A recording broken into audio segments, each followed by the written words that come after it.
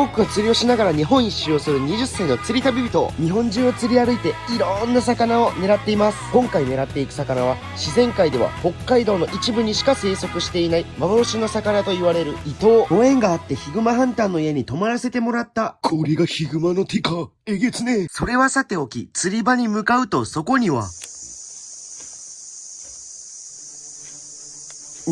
うわ、やばい、